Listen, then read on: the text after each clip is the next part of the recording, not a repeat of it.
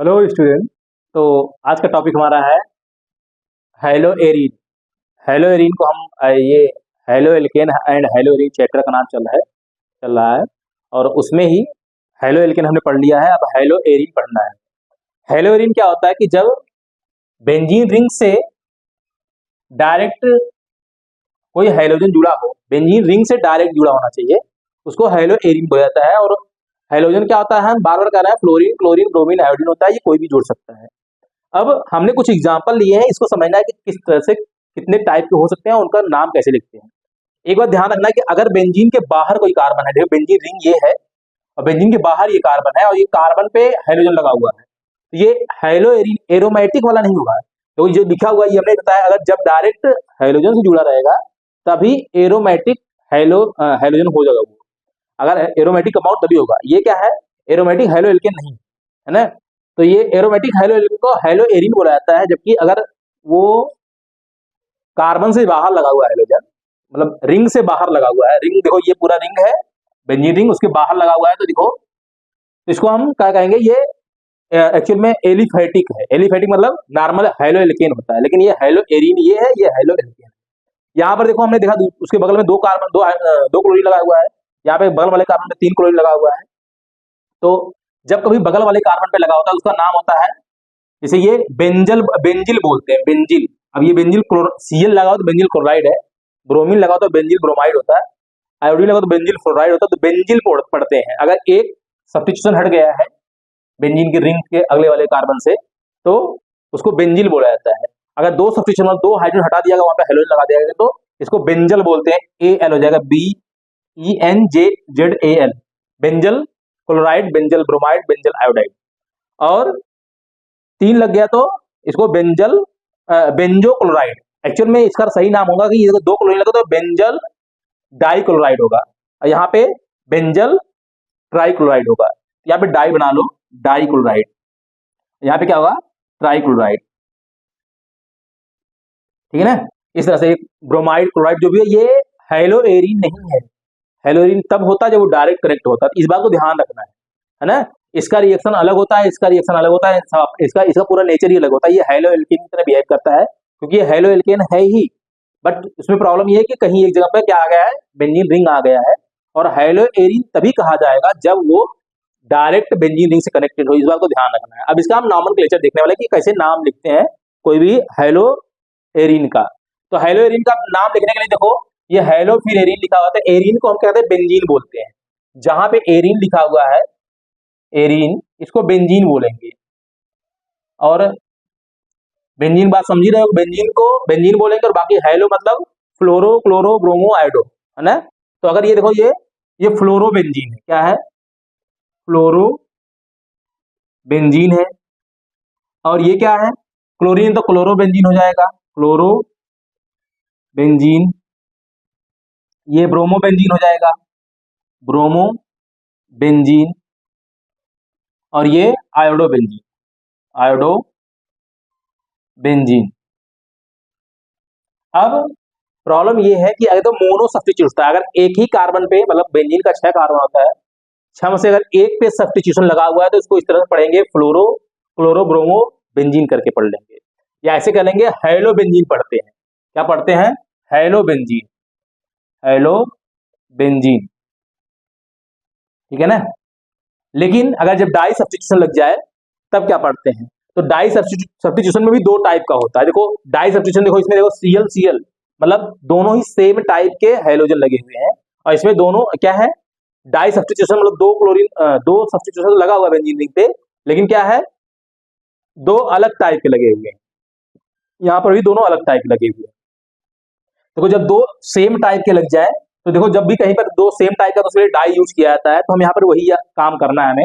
देखो ये है, हमने बताया है कि जहां कोई फंक्शनल ग्रुप होता है उसके जस्ट बगल वाले को आर्थो बोला जाता है।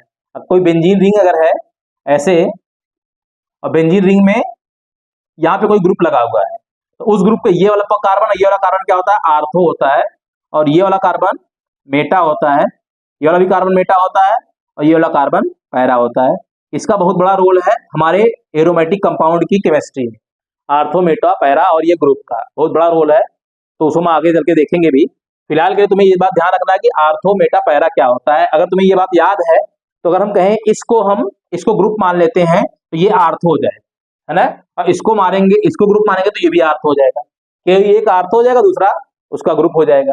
तो एक्चुअल में इसका नाम क्या करेंगे हम, यहाँ 1 करें, यहाँ 2 करें, तो 1,2 डाई क्लोरोबेंजीन, ठीक है, इस तरह से कहेंगे इसका नाम 1,2 डाई क्लोरोबेंजीन। और दूसरा नाम इसका लिखेंगे आर्थो। देखो इस पे लगा हुआ आर्थो लगा हुआ, या तो कोई एक तो आर्थो लगा हुआ है, तो आर्थो हो जाएगा डाई क्लोरोबेंजीन, इस तरह से इसका नाम हो जाएगा। अब इसमें देखा जाए तो इसमें थोड़ा सा प्रॉब्लम ये है कि हम किसको प्रियोरिटी किसको दें, क्लोरीन को दें कि ब्रोमीन को दें, क्योंकि हम यहाँ से काउंट करेंगे तो ये मेटा हो जाएगा, है ना, तो मेटा ब्रोमो कहेंगे, और यहाँ से काउंट करेंगे तो ये मेटा हो जाएगा, मेटा क्लोरो कहेंगे, किसको कहें। तो जब ऐसा प्रॉब्लम आ जाए, ऐसी आपदा आ जाए कि हम क्लोरीन को कि ब्रोमीन को किसको प्रेफरेंस देंगे, तो इस केस में हम क्या करते हैं कि अल्फाबेट वाला हेल्प लेते हैं कि अल्फाबेट में कौन पहले आ रहा है। तो अल्फाबेट में ब्रोमीन ए के बाद बी आता है, तो ये ब्रोमीन पहले आ रहा है, तो इसको ये मान लेंगे ये ग्रुप हमारा है, और ये मान लेंगे ये सब्स्टिट्यूएंट है, तो ये मेटा हो जाएगा, और ये ग्रुप हमारा यहाँ लगा हुआ है। तो एक्चुअल में इसका नाम क्या होगा,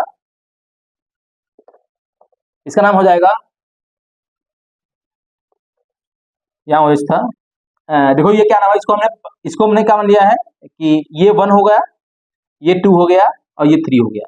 देखो ये बात हमेशा हर जगह वैलिड है कि जब सेम टाइप के हेलोजन आ जाए किसी भी कंपाउंड में, उसका हमें नाम देना हो, और हमारे लिए प्रॉब्लम हो जाए कि हमारा दोनों तरह से, दोनों कंडीशन में हम नाम किधर से काउंट करें, सिमिलरिटी आ रही है, तो हम उसको प्रेफरेंस देंगे जहां पे अल्फाबेटिकली पहले जो आता है। तो ब्रोमीन यहाँ पहले आ रहा है, उसी को पहला हम नाम देंगे। तो ये क्या होगा, 1 ब्रोमो हो जाएगा, 1 ब्रोमो, और 3 क्या है, 3 क्लोरोबेंजीन हो जाएगा। अब एक बात और है कि यहाँ पे हम कह सकते हैं कि ये हमारा मेटा क्लोरो, ये तो मेटा क्लोरो हो गया, ये ब्रोमोबेंजीन हो जाएगा, ब्रोमोबेंजीन, ठीक है, इस तरह से। अब यहाँ पर भी वही बात है कि हमें इसका नाम लिखना है दूसरे वाले का, तो पहले देखो आई और सीएल में कौन पहले आता है, तो सी पहले आता है, आई बाद में आता है, इसको पहला नंबर देना है, इसका चौथा नंबर आएगा, क्योंकि ये 2 है, ये 3 है, तो इसका नाम क्या होगा, चौथे वाले को पहले, देखो सब्स्टिट्यूएंट जो होता है वो पहले लिखा जाता है, जो ग्रुप होता है ग्रुप के साथ उसको बाद में लिखते हैं। तो सब्स्टिट्यूएंट कौन है, आयोडीन है। तो क्या करेंगे,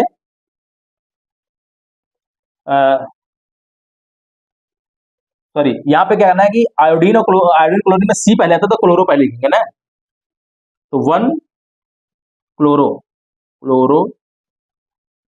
और 4 आयोडो बेंजीन हो जाएगा।